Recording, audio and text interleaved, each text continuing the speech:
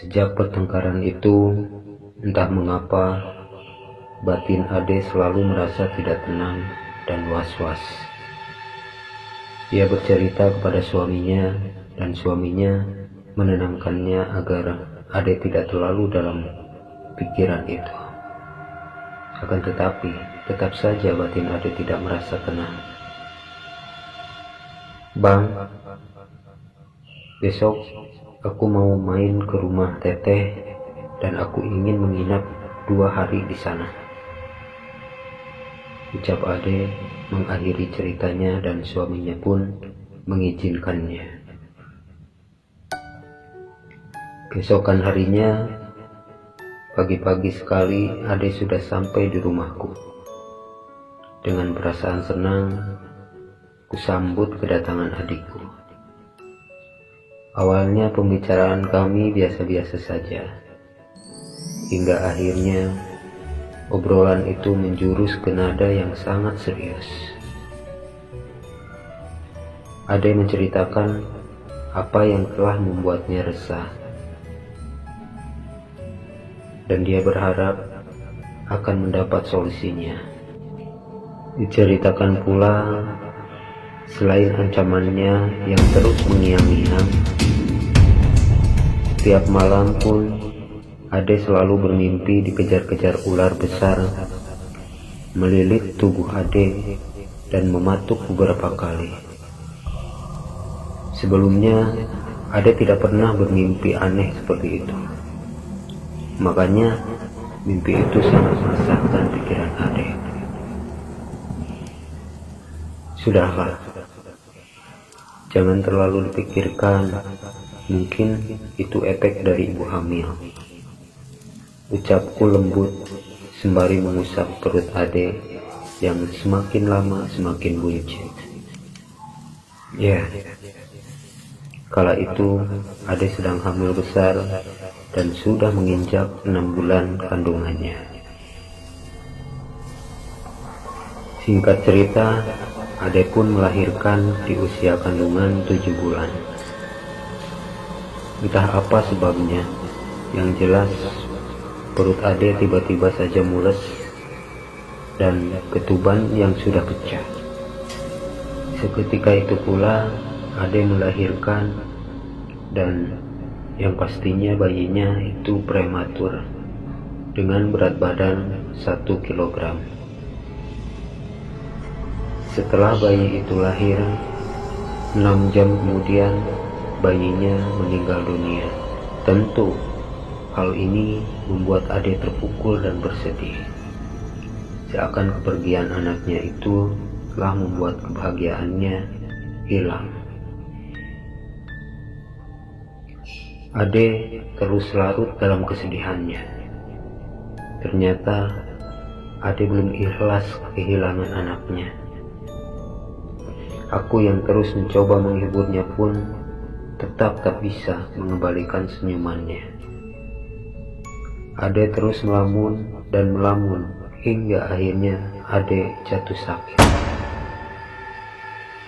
Selama Ade sakit, ia memang tinggal di rumahku, dan Mak Imas turut merawat adik. "Teh, kenapa ya mimpi tentang ular itu masih saja menghantuiku? Dan juga mimpi itu selalu berulang-ulang," kata Ade dengan pandangan yang menerawang jauh entah kemana.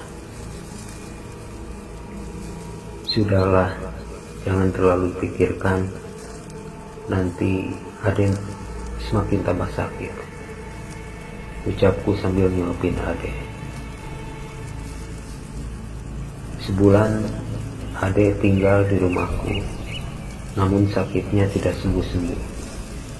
Entah sudah berapa dokter yang menangani Ade, namun tetap saja hasilnya nihil. Dan yang membuatku curiga adalah setiap malam Ade selalu menjerit kesakitan dan memegangi bagian perut.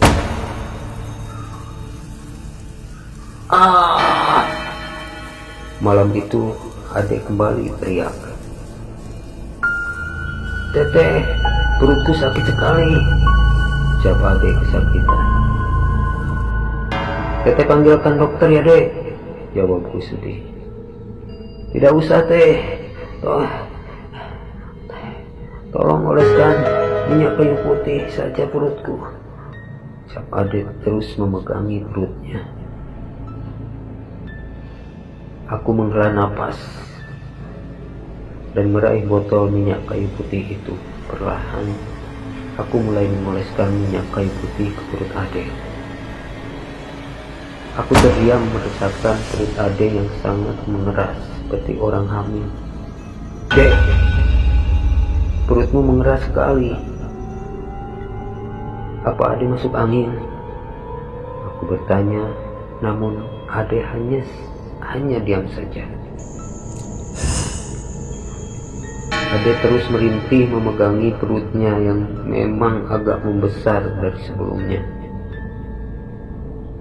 Aku ternganga, aku takut dan bingung, campur aduk yang aku rasakan. Aku menelpon ibu tentang keadaan adek. Kemudian ibu menyuruhku membawa adek pulang ke rumah. Dengan sigap, aku segera berangkat ke Karawang dengan menidurkan adek di jok belakang mobilku. Aku melaju dengan kecepatan tinggi. Dalam waktu 2 jam, aku sudah sampai ke rumah ibu. Seketika, ibu menangis histeris melihat keadaan adek yang sangat memprihatinkan. Dan ibu menyarankan agar adek berobat ke orang pintar. Dan singkat cerita, paranormal itu datang ke rumah kami. Adek terus merintih dengan kepala ke kiri dan ke kanan. Napasku semakin memburu saat mendengar rintihan kesakitannya. Aku nyaris putus asa dengan keadaan yang kuhadapi saat ini. "Ambilkan air putih, Neng," ucap paranormal itu.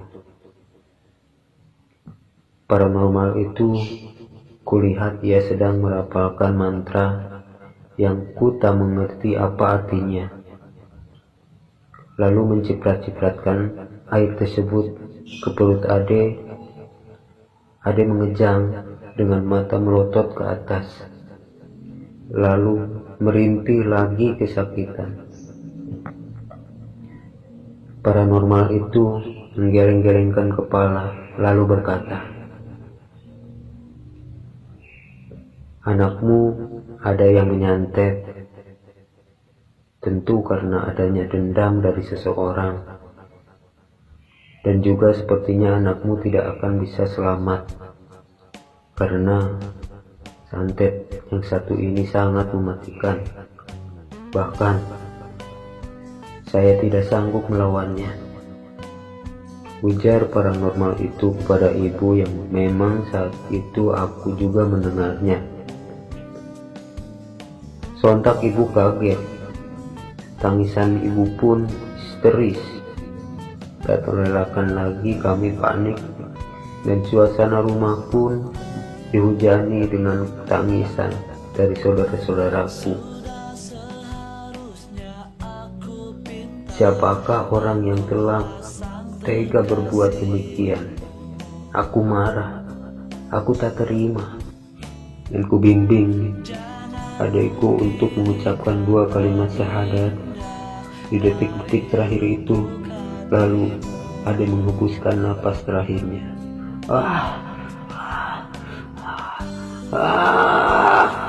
Adek.